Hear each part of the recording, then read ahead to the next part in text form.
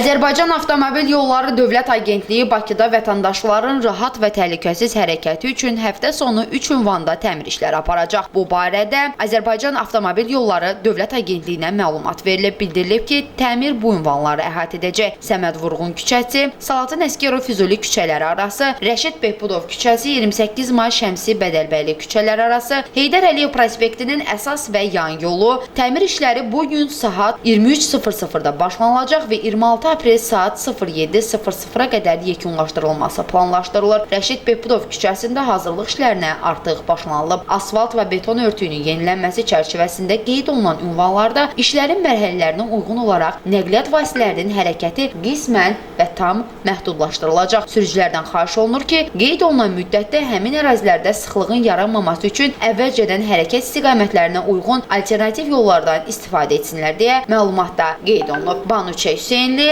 Səs TV xəbər.